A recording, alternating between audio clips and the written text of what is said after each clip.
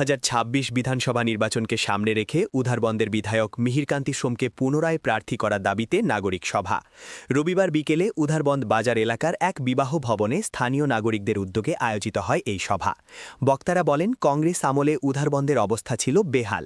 2016 সালে মিহিরকান্তি সোম বিধায়ক হওয়ার পর বদলে গেছে উধারবন্দের চেহারা। ভিআইপি সড়ক থেকে শুরু করে প্রত্যন্ত এলাকা ও চা বাগান, যাতায়াত, শিক্ষা, বিদ্যুৎ ও স্বাস্থ্য পরিষেবায় হয়েছে ব্যাপক উন্নয়ন। বিধায়কের বিরুদ্ধে কোনো দুর্নীতির অভিযোগ নেই বলেও দাবি সভার বক্তাদের। তাদের স্পষ্ট বক্তব্য, মিহিরকান্তি সোমকে প্রার্থী না করা হলে উধারবন্দ ফের পিছিয়ে পড়বে। সংবাদ মাধ্যমে মুখ্যমন্ত্রী ডক্টর হিমন্ত বিশ্ব শর্মা ও বিজেপি হাইকমান্ডের কাছে পুনরায় তাকে প্রার্থী করার আর্জি জানান নাগরিকরা। সভা শেষে স্লোগানে মুখরিত হয়ে ওঠে বিবাহ চত্বর।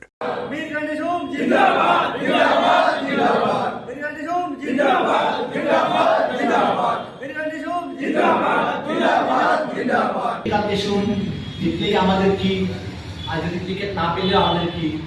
আমরা আমাদের তো ব্যক্তিগত কিছু নাই, এটা কি আছে? উনি ওনার কাছ থেকে আমরা সাহায্য নেবো বা আমরা কিছু করবো না। কিন্তু মানুষ যখন সৎ হয়ে যায়, যখন মানুষ সৎ হয়, তার সততার মাধ্যমে মানুষের মনে কোনো রেখাপাত করে, তখনই মানুষ তার পক্ষে সমর্থন করার জন্য জমায়েত হয় এবং তার বিরুদ্ধে ধ্বজা নিয়ে ঘুরে যে তাকে জেতাবার জন্য সে যেন পায়।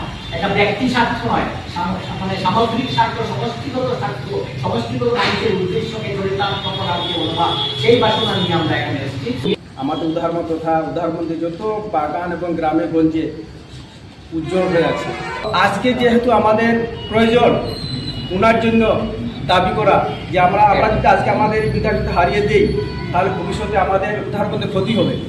হ্যাঁ, তো আমাদের খুব কর্তব্য এবং দায়িত্ব, আমরা সবাই আমাদের ডিস্ট্রিক্টে এবং স্টেটে আমরা সবাই মিলে আবেদন করি যাহাতে আমাদের এই জননেতা এবং বর্তমান বিধায়ক শ্রীযুক্ত মিহিরকান্তি সোমকে কাজের বিনিময়ে উধারবন্দের উন্নতির জন্য আবার যাতে ওনাকে টিকিট দেওয়া হোক।